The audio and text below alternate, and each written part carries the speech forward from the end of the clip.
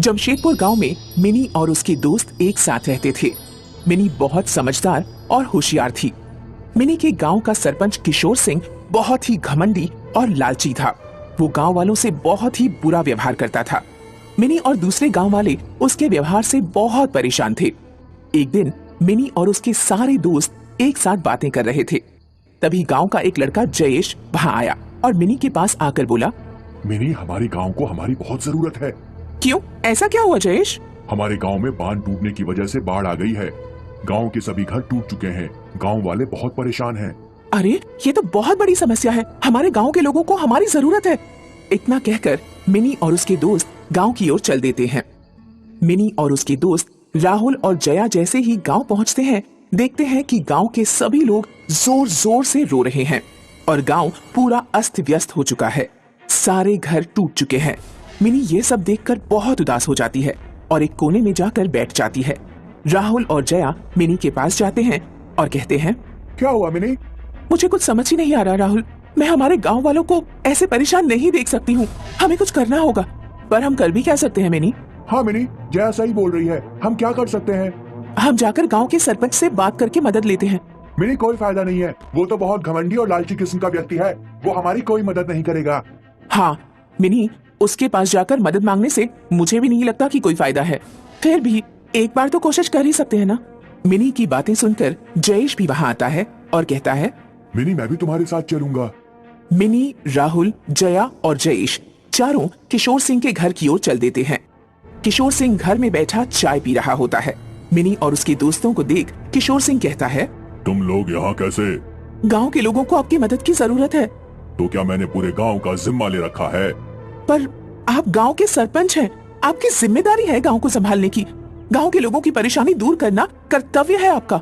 तुम लोग तुम्हारा ये भाषण बंद करो और जाओ यहाँ से। किशोर सिंह की सारी बातें पीछे खड़ी उसकी बेटी रिचा सुन रही थी। रिचा मिनी और उसके दोस्तों के पीछे जाती है और उनके पास जाकर कहती है, मिनी, मैं रिचा, किशोर सिंह की बेटी। हाँ रिचा, बोलो। मुझे मेरे पिताजी के व्यवहार से बहुत शर्मिंदगी महसूस हो रही है, पर मैं उनकी तरफ से तुम सबसे माफी मांगती हूँ। नहीं नहीं, तुम क्यों माफी मांग रही हो? इसमें तुम्हारी क्या गलती है? मैं भी गाँव वालों की मदद करना चाहती हूँ तुम्हारे साथ। अच्छा, ये तो अच्छी बात है। पर हम करेंगे क्या? हाँ वही तो, हमारे पास अपना जगह है और ना ही कोई व्यवस्था। हम कैसे उनकी मदद करेंगे? तभी मिनी का ध्यान सामने पड़े लकड़ी के ढेर पर जाता है और वो लकड़ी को देख मुस्कुरा कर कहती है, ये पेड़ हमेशा ही हमारी मदद करते हैं। क्या? मैं कुछ समझी नहीं। हाँ मैं भी। साफ साफ बताओ मिनी। हम लोग गांव वालों के रहने के लिए लकड़ी के घर बनाएंगे। पर लकड़ी के घर बनाएगा कौन? मैं। मुझे लकड़ी की पूरी कारीगरी आती है। अच्छा, पर इतनी लकड़ियाँ काफी है घर बनाने के लिए? अरे मिनी, इतनी लकड़ियों में पूरे गांव के लिए 2 मंजिल मकान बना दूं। ठीक है, तो लग जाओ काम में। मैं भी तुम्हारी मदद करता हूँ। सभी लोग अपने अपने काम में लग जाते हैं। कुछ लकड़ियाँ लाते हैं तो कुछ उन्हें लगाने में लगे हुए होते हैं। सभी लोग बहुत मेहनत से काम कर रहे हैं। अब जल्दी ही हमारे गांव वालों के पास 2 मंजिला लकड़ी का घर होगा जो उन्हें इस बाढ़ से बचा लेगा। हाँ मिनी, चलो जल्दी जल्दी काम खत्म करते हैं। मिनी, जयेश, राहुल, जया और रिचा मिलकर लकड़ी के घर बनाते हैं और गांव वालों के रहने का इंतजाम करते हैं। गांव वाले 2 मंजिला लकड़ी के घर देखकर बहुत खुश होते हैं और कहते हैं, अरे, लकड़ी के 2 मंजिला घर किसने बनाए? जरूर हमारे सरपंच जी ने बनवाए होंगे।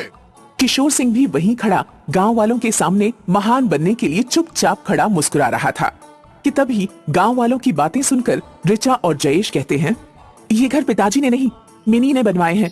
मिनी को पूरे गांव की मदद करनी थी। पिताजी तो इस सरपंच के पद के लायक ही नहीं है। इस पद का असली हकदार तो वो है जो गांव और गांव वालों की मुश्किलों का सहारा बन सके। हाँ सही है, गांव की सरपंच बनने की हकदार सिर्फ मिनी है। हाँ, सिर्फ मिनी ही इस पद के लायक है। रिचा और जयेश की बातें सुनकर मिनी कहती है, रिचा, इस पद की असली हकदार तुम हो।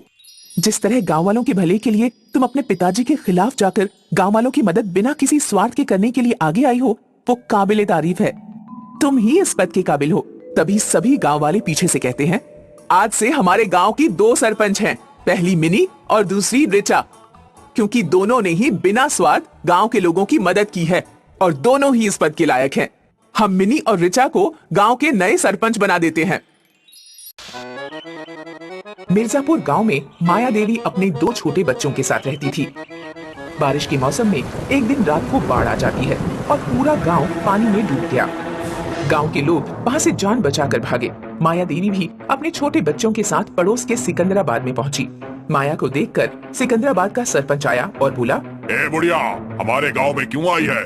सरपंच जी, आप तो जानते ही हैं कि हमारे गांव मिर्जापुर में बाढ़ ने अपना कहर दिखाना शुरू कर दिया है, इसलिए मुझे और मेरे 2 बच्चों को अपने गांव के बाहर ही रहने दो। तू जानती नहीं कि तेरे पति से मेरी दुश्मनी थी, तो मैं दुश्मनों को कैसे रख सकता हूँ? और वैसे भी तुम इतने गरीब हो, मैं विश्वास नहीं कर सकता कि तुम चोरी नहीं करोगे। सरपंच जी, हम समय काटने आए हैं, हम चोरी क्यों करेंगे? ए बुढ़िया, ज्यादा सयानी मत बन और अपने बच्चों को लेकर यहाँ से निकल जा। माया सरपंच के आगे खूब रोई, गिड़गिड़ाई, लेकिन सरपंच तेज तेज हंसता रहा और माया को गांव से बाहर निकाल दिया। माँ, अब हम क्या करेंगे? गांव में पानी है और दूसरे लोग गांव में घुसने नहीं दे रहे। अब हम कहाँ जाएं? जंगल के अलावा भी तो कोई रास्ता नहीं है। माँ, हम इस सड़क पर भी तो रह सकते हैं। नहीं बेटा, यहाँ भी पानी आ जाता है और अगर पानी नहीं भी आया तो सरपंच नहीं रहने देगा। हमें इसकी नजरों से दूर जंगल में ही जाना होगा। ईश्वर ने जो भी लिखा है नसीब में, वो तो होना ही है। माया अपने बच्चों को लेकर जंगल में चली जाती है। जंगल में बहुत सारे बांस के पेड़ हैं। वहाँ 2 आम के और बाकी फलों के पेड़ भी हैं। माँ, यहाँ तो गर्मी बिल्कुल नहीं है और बहुत सारे फल भी हैं। अब हम यहाँ पर पेट भर के खा सकते हैं और आराम से रह सकते हैं। हाँ माँ, अच्छा हुआ वहाँ बाढ़ आ गई, क्योंकि ना तो वहाँ फल मिलते थे और ना इतनी ठंडी अच्छी हवा। बच्चों, बाढ़ बहुत अच्छे के लिए आई। हमें ऐसा नहीं सोचना चाहिए, क्योंकि बाढ़ के कारण जान और माल दोनों का नुकसान होता है और हम जंगल में रह सकते हैं, लेकिन हमें यहाँ एक झोपड़ी बनानी होगी, नहीं तो जंगली जानवर हमें ही खा जाएंगे। लेकिन माँ, हम झोपड़ी कैसे बनाएंगे? हम लकड़ियों की मदद से झोपड़ी बनाएंगे। हाँ माँ, मैं पेड़ पर चढ़कर लकड़ी काट लाऊंगा। नहीं मेरे बच्चे, पेड़ों में भी जीवन होता है, हमें इन्हें नहीं काटना चाहिए। हम इनकी वजह से ही सांस लेते हैं और खाते पीते हैं। फिर हमारी झोपड़ी कैसे बनेगी माँ? वो सामने देखो, वहाँ पर कुछ सूखी लकड़ियाँ पड़ी हैं, हम उनसे अपनी झोपड़ी बनाएंगे। माया अपने बच्चों के साथ लकड़ी इकट्ठा करना शुरू कर देती है और कुछ घंटों की मेहनत के बाद वो पर्याप्त लकड़ी इकट्ठी कर लेते हैं। देव नदी की तरफ झोपड़ी के लिए फूस लेने चला जाता है। देव, अकेले वहां मत जाओ, पहले लकड़ी से झोपड़ी बना लेते हैं, बाद में फूस ले आएंगे। देव उसकी कोई बात नहीं सुनता और फूस उठाने चला गया। तभी देव की चीख निकली, क्योंकि उसे सांप ने काट लिया। क्या हुआ देव? माँ, मुझे सांप ने काट लिया। यह बात सुनकर माया और मोनी दोनों रोते हुए देव की तरफ दौड़े। देव भी बेहोश हो चुका था। देव, देव, देव, बेटा, बेटा, हे भगवान, मैंने क्या बिगाड़ा है तुम्हारा? तुमने पहले पति छीन लिया, फिर घर और अब बेटा भी। भगवान, मेरा बेटा मुझे लौटा दो। तभी उन्हें एक आवाज आती है। माया, मैं जादुई बांस का घर हूँ। मैंने तुम्हारी बातें सुनी थी कि तुम अपने बच्चों को पेड़ों के बारे में समझा रही थी। ये देखकर मुझे बहुत अच्छा लगा। मैं तुम्हारे बेटे को अब वापस जिंदा कर रहा हूँ और तुम्हें रहने के लिए एक जादुई घर दे रहा हूँ, जिसमें तुम्हारा परिवार बिना किसी डर के रह पाएगा और तुम अन्य लोगों का भी भला कर पाओगी। मैं कोई सपना देख रही हूँ? अभी तुम्हारा बेटा ठीक हो जाएगा और एक आलीशान घर भी आ जाएगा, जिसमें खाने का पूरा ध्यान रखा जाएगा। बस तुम अपनी आंखें बंद कर लो। माया और मोनी अपनी आंखें बंद करते हैं और जादुई बांस का घर बनकर तैयार हो गया, जो दिखने में बहुत ही सुंदर है। तभी देव भी जिंदा हो गया और उसने अपनी माँ को आवाज लगाई। माँ, माँ। देव, तू ठीक है? हाँ माँ, मैं तो सोया था और आपने तब तक इतना अच्छा घर बना दिया। घर? तीनों पीछे देखते हैं तो वो भी हैरान रह जाते हैं, क्योंकि वहाँ बांस का जादुई घर है। वो तीनों जल्दी से घर के अंदर जाते हैं। अंदर से वो घर नहीं, महल है। देव और मोनी को वो घर बहुत पसंद आता है। वो वहीं रहने लगे और खूब फल खाते। इसी तरह तीनों रहने लगे। माया और उसके बच्चों के कुछ दिन आराम से बीत गए। फिर उन्होंने एक दिन देखा कि सरपंच भी बाढ़ से बचकर जंगल में भाग आया है। माया, मुझे माफ कर दे और मेरे परिवार को अपने घर में रख ले। माया, मुझे माफ कर दे। माया, आपने हमें अपने गांव में नहीं आने दिया, हम अपने गांव में क्यों आने दे? बेटा, मुझे माफ कर दो।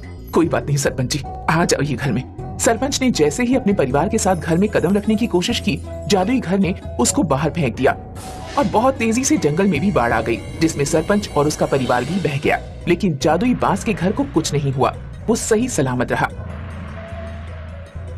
कुछ दिन में बाढ़ का कहर शांत हो गया और माया अपने बच्चों के साथ जंगल में ही रहने लगी।